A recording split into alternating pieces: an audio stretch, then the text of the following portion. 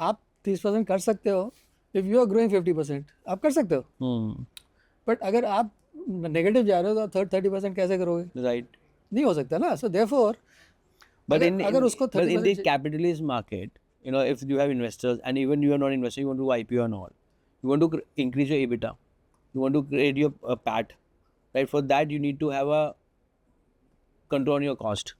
So even if you're growing 50% and you want to give 30% your team, but then at the same time you want to create a bigger value and to have a bigger PAT so that you get a bigger valuation, you know, eventually people who in the founding team who have ESOPs, they will understand all this that हाँ ठीक है profit ज़्यादा होगा हमारी wealth बनेगी.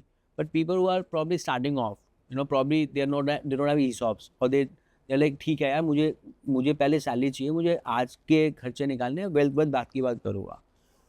नहीं नहीं They will उसमें say 50% ग्रोथ हो गई, मुझे 30% दो. नहीं नहीं नहीं ऐसे नहीं होता. सी उसमें leaders have a role, and I think I have always maintained this ethos that a supervisor's role is not to supervise but create a superior vision. Okay, very important, because when you supervise and start giving directions, ऐसे करो वैसे करो, I expect this, I expect that, then you're shifting the responsibility from the individual to yourself. The real role of a supervisor is to give this direction and align the team to that direction.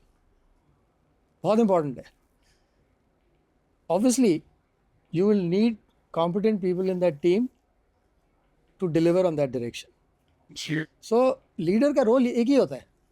एक तो direction define करो, align everybody to that direction, and make sure you have the right people in the right place to deliver on that.